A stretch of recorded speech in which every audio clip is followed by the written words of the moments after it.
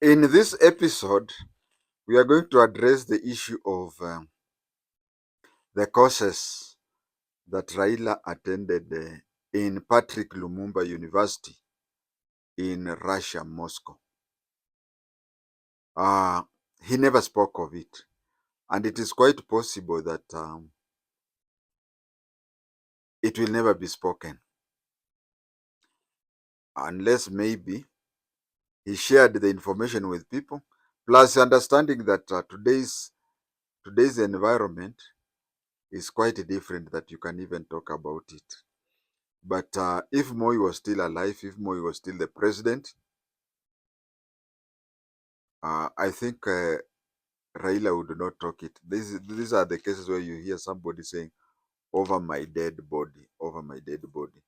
But now, then the two are dead. The two are dead. Actually, this one even happened during Jomo Kenyatta's time. So the KANU, bwana, kumbe kuna chama ilikuwa inaitwa KANU. KANU is dead. The environment today is different, and Raila has died. Probably with the time, we may come to find out the truth. In my life, I'm somebody who has always liked right of reply. Right of reply, because when you talk alone, remember the only story that you alone knows is fiction. So if it is something that involves 2 or 3 people, then it is good for others also to give their side. We in the special branch believed that Raila's children were named by Jaramogi. But Madam Ida Odinga has come out clearly saying that, telling the truth. So it is always good for those who are closer there to tell us. Because me, I read from reports. A Form 6 intellectual going through the files is different from the people who are concerned. So before we talk of today's secret courses that Raila attended, you find that in the records of the special branch is that Jaramogi loved his grandfather, paternal grandfather, so much that he named Raila Jr. He named the two after his grandfather. But Madam Ida herself has said that she's saying that Raila had a cousin who was also called Raila. So I am not 100% wrong, because in my video, which I said that the naming of Raila Jr., I had said that Raila Jr. is not Agwambo's Jr. by name, just like President George Bush, and also like Mutula Kilonzo Jr. I gave those examples. I said, but it is because, but then as a result of that, Mama Ida has said that Raila Jr., Agwambo had a cousin also called Raila. So Junior was not named after the Prime Minister. No, he was named after the Prime Minister's first cousin, who happened also to be Raila. Now, if that first cousin, who was a very close friend of Raila, would have been called Ojwang, then Junior would have been called Ojwang. Now that is clear. So what I'm trying to say here is that in this open society, and it is good we are coming out, we are talking, people are now coming and clearing. The other thing that I spoke, and a few hours later it happened, it is good that some of the things I'm talking are faults are being found, so that people don't think that I have government secrets. I said that a Kenyan, the only Kenyan who can be given the chief of the Golden Heart is a president, a former president or something like that. But an hour after uploading that video, uh, Ruto granted Raila a posthumous CGH. What I want you to see is that I'm not 100% sure, correct. I'm not 100% correct. I am 95. So this correction is showing that I'm human and that I'm getting it out of my neck top computer. So, and the most important is I stand corrected. Even these things I'm talking now, in a day or two, and that is why I mentioned those things. In a day or two, a week or two, a month or two, a year or two, a decade or two, somebody closer to the truth. You see, if you are 5 meters from the fire, you get more warmth than somebody who is 5 kilometers from the fire. So those who are closer than me can come up with a clearer and correct version of things. But meanwhile, we go with my version, and it is also gives me pride to show that I am a reliable person. Whatever I say, I'm not off mark. Now, today I wanted to talk about Raila's secret training in Moscow. In Moscow. Today, Russia, but those days it was USSR. Up to this time, Raila has not said it. Up to this time, there is Raila had talked of certain issues that he would not disclose. He will only disclose at the time when he has left politics. We hope, and you know, things nowadays go so fast that even by the time I'll be uploading this thing, it is quite possible that you'll find that the true version has come there. I'll only retain my versions to show how near I was to the truth. But as of now, we are not aware of Raila or his people owning up for him to go to Germany. Now, this is what happened.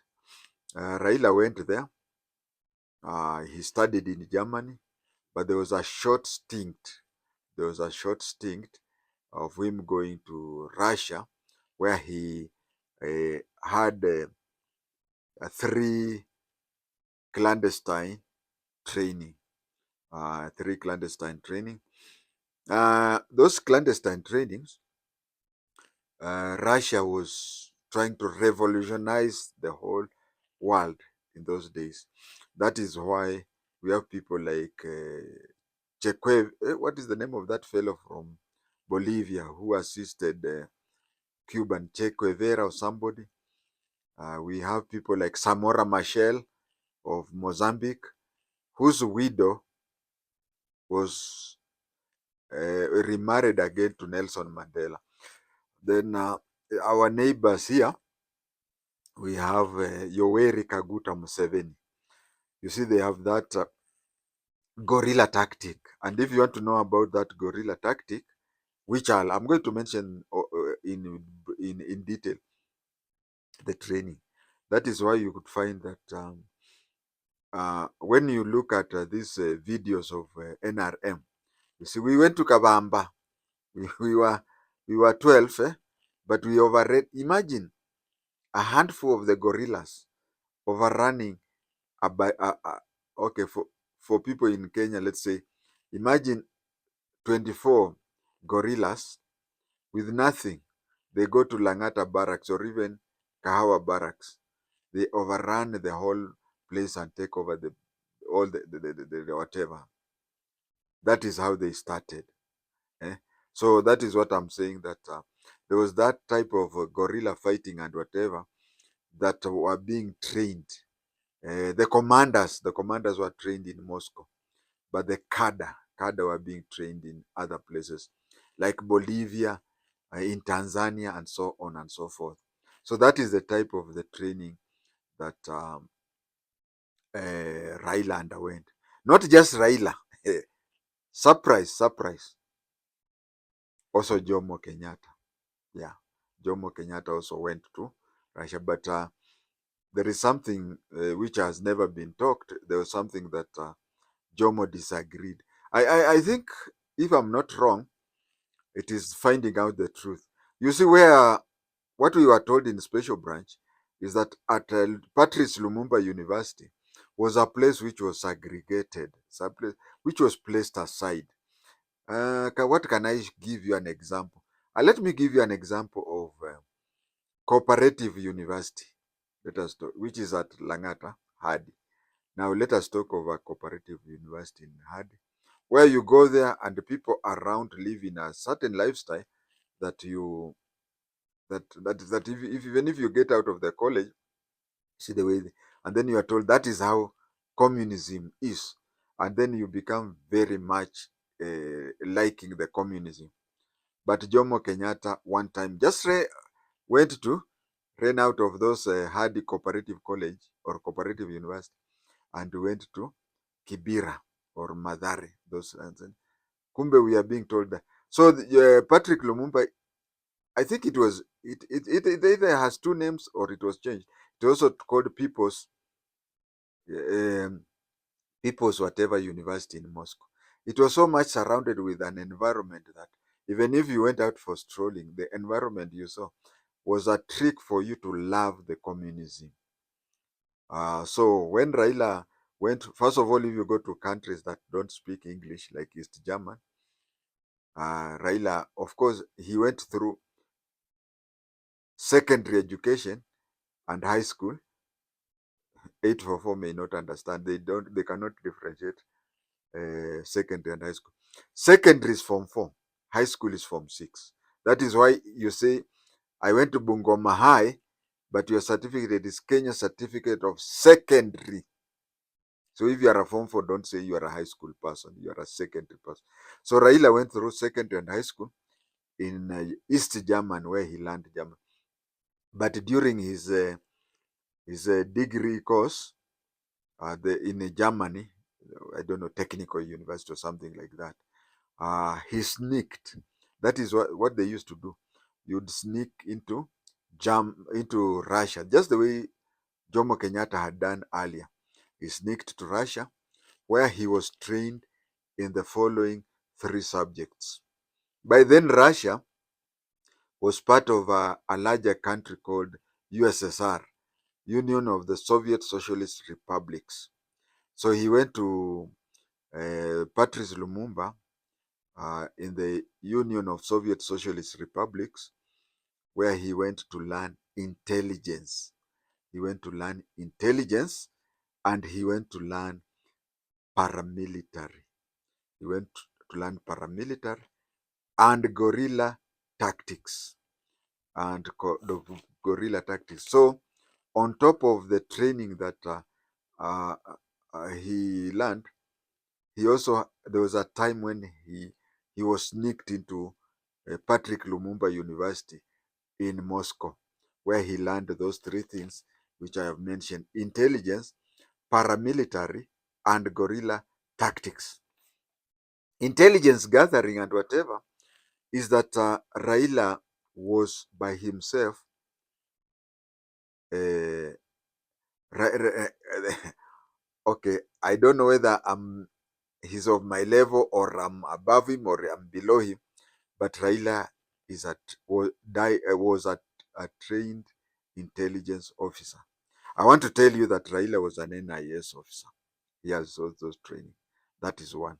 And if you look at my past videos, you'll hear there's a time when we were at me. I was at Changamwe polling station, and my spouse was in Chaani. And I've told you of how I gathered 10 liters of paraffin and went and gave to our temporary maid and told her, you see, Raila's men had followed me, a trained intelligence officer, without me knowing. In intelligence, we have something that we were trained that is called there is surveillance and counter surveillance. And then there was the insurgency and counter insurgency. But let me talk today about surveillance and counter-surveillance. As a trained intelligence officer, and that is where you find I talked about hostile surveillance and something which was given to people like Ouko, which was given to people like Bishop Muge and others. So I wanted to talk about surveillance. You can see that when I left Changamwe polling station to Chaani, I had drawn paraffin. There are 2 jerrycans which I just took to the temporary maid and told her, you can, because she used to stay around Chaani. I told her, just look for something, place there, bring back the empty containers. And they had followed me without me knowing. It is only when Raila came to Changamwe polling station that that thing was revealed to me in the presence of Professor Ouma Muga. Said, you just took and you see, it was an embarrassment, and it is still an embarrassment for me who is trained in intelligence. I mean, especially that part of intelligence that says surveillance and counter surveillance moves. Every time you move, you have to look for any counter surveillance moves. They are the way we are trained on what to do and whatever. So what I'm trying to say is, in Changamwe polling station, Raila had trained that security team of his when he was the director of election in Ford, Kenya. He had trained them on how to perform surveillance and counter surveillance moves. And whom did they perform on? A trained surveillance and counter surveillance person. Now you know. That is the topic now I talked of Raila having been trained in intelligence. Now that is surveillance. Then there is the gathering of intelligence. It's a wide topic. So Raila was trained in intelligence in Patrice Lumumba.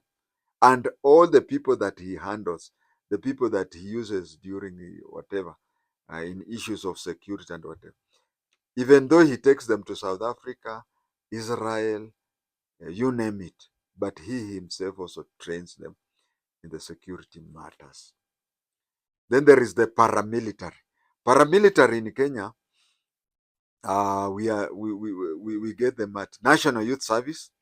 National Youth Service, there is a paramilitary course.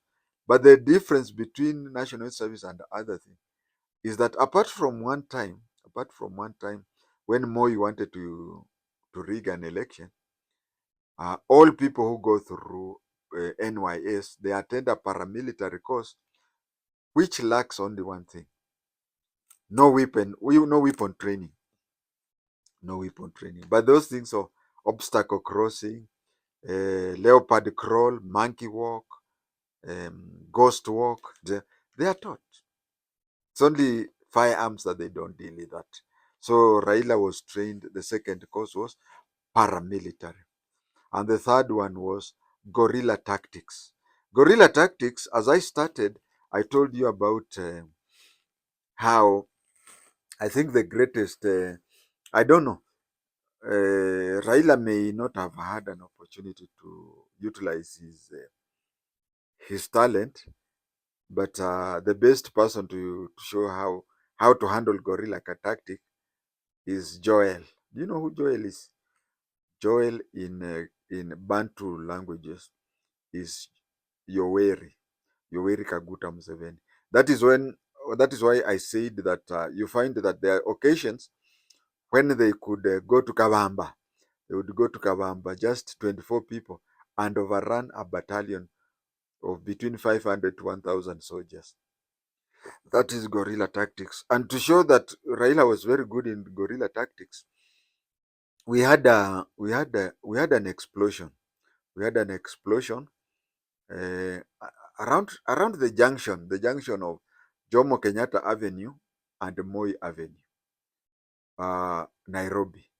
There was this place they call the stalls, the exhibition stalls.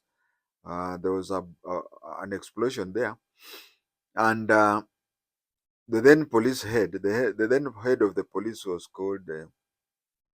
I'm forgetting, and we attended the inspector's course at the same time. the then head of police, who was from the GSU, he said that I'll mention his name in the comment section. He went and just looked at the place, and he said that basing on what he had seen, he concluded that that was an electric shock. But Raila went there and saw it, and Raila, by then Raila, Raila was the prime minister then. Then Raila said that it was an IED. IED is improvised explosive devices. Now, improvised explosive devices. You see, here are two people. I want you to visualize that. Here are two people. The first person is Raila. Raila has undertaken a paramilitary course, isn't it? And at the same time, Raila has taken a guerrilla welfare tactic. But then the police boss was a former GSU officer. Actually, he attended a direct entry cadet inspector's course 1987, and then he went and became a GSU officer. When he became a GSU officer for all that long time, he became the presidential escort commander, and then he became the police head.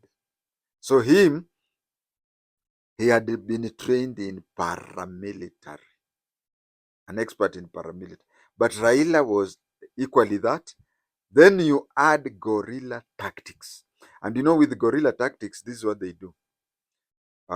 Whenever when they are making these things that are called IED or something, there are two things I want to tell you. One is that guerrilla tactics, they have to smuggle things. They have to smuggle things through the borders and whatever, and roadblocks and so on and so forth. So when they are passing through these things, they have to look for ways for those things not to be detected. And two, when they are making the IED, they want the police to come later and believe that these were an electric short wire or something like that. And that is why you find that that is why you find that when the police boss, whom I'm forgetting his name, but he was a Meru, I think. The police boss, when he came and looked at it, with the GSU eye, where paramilitary people are trained. And I said that the paramilitary people who are trained in Kenya are everybody except police and maybe prison. Kiganjo, they don't train that. But NYS, they train. KWS, they train. Kenya Forest, they train, whatever. And I said that NYS are not trained in that for the simple reason that they are not given arms, but they are trained properly in paramilitary. So here were two people, the police boss, and there was the police boss and Raila. Both are trained in paramilitary. But Raila has the added advantage of being trained as a guerrilla tactician.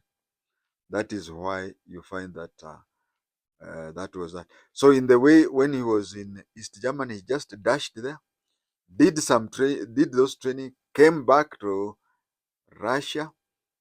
They came back to East Germany, completed his engineering. Then he came and was trained in then he became a lecturer in Nairobi University.